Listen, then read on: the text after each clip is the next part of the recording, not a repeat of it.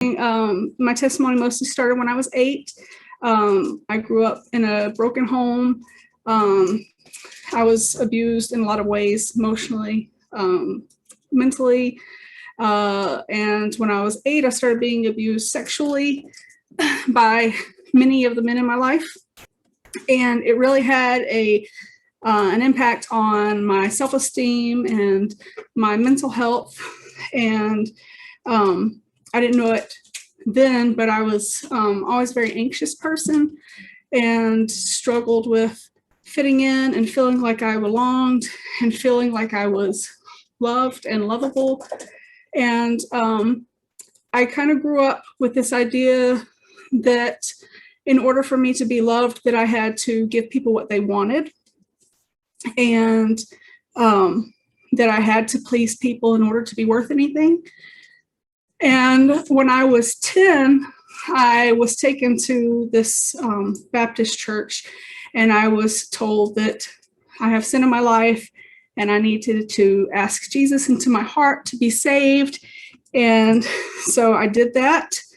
And then I was told that I needed to get baptized. So I did that, and can't really say I understood it at the time. But I did it because I was told that that's what I needed to do. And I really wanted to be clean before the Lord. And I kind of lived my life after that, really, really wanting to please God.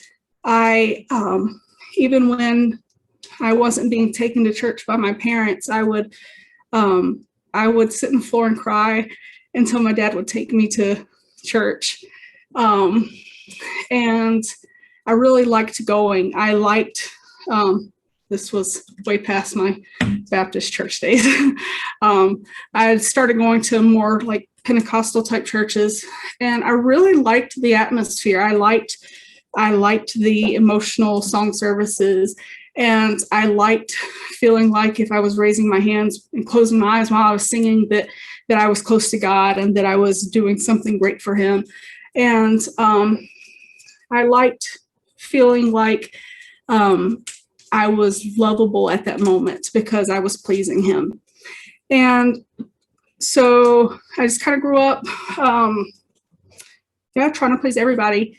And it even like extended to when I decided to go to college, and even before that in high school, I was like leading Bible studies and praying at the flagpole and leading, singing on the worship team and things like that. I was always doing all these things that I thought would get me closer to the Lord and please him more. And went to college to be a preacher. And just so much stuff that I was doing. And on the inside, I still was not at peace, and I did not feel like it was enough. And I certainly did not have control over some sinful behaviors in my life. And it really got bad after I graduated from college, because you kind of hit that point where you're no longer in that bubble of safety, and you've got to figure out how to be an adult and what your life's supposed to look like now that you're out of school. And I did not know. And I had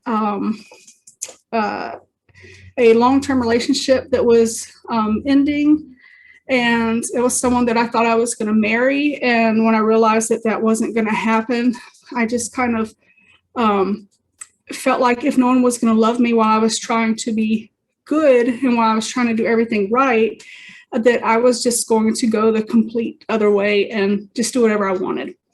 And most of it was trying to numb this pain that I was feeling. So I met a guy and got married to him like 2 months later, and started drinking, and ran away from home before I married the guy.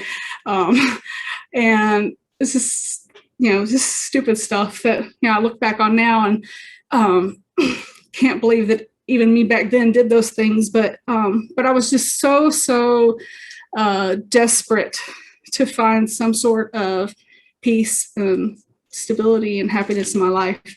And when he left me, it sent me even further down in this mental health spiral, and I became super depressed. I got hooked on pornography. I started drinking a lot more. I was foul-mouthed. I was seeking out men that I hardly knew to be intimate with. And I even had a period in time where I turned myself in for child abuse at this nanny job I was working. And that's how bad it was. And even after I got remarried to a longtime friend of mine, I still was not happy. And I had my first kid, and around the time I was pregnant with him, I started despising organized church, because I had been in all these organized churches for so long, and they were never helping me. It was rehearsed praise and worship and smoke machines and lights and these little cliques where you try to reach out to people and connect and have that community and that fellowship, and they don't want anything to do with you. Or you try to reach out for help and tell them that you have this sin in your life and they can't help you. And so I just left that altogether.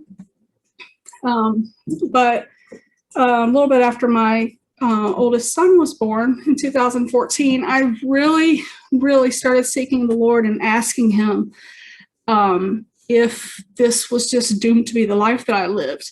I wanted to know if he had created me to be a failure, if he was going to use me as an example to pour out his wrath one day, and really thought that that was just my lot in life. And I'd read in the Bible about vessels of honor and dishonor, and I just figured I was just supposed to be a vessel of dishonor, and there was nothing I could do about it. But I reached out on Facebook that December and asked in a local parenting group if there were any house churches in the area. I wanted to go somewhere that was really small and close-knit, and that had that fellowship and accountability that they did in the Bible, where they didn't stand for having, blatant sins. And that's what I wanted. And someone I didn't know, Nikki Goudreau, messaged me and invited me to a revival fellowship meeting. And in that first conversation, she asked me if I could speak in tongues. And I told her that I could, but that I didn't speak in tongues a lot. I'd actually received the Holy Spirit back in college. And I'd even been baptized the second time, I think, back in high school.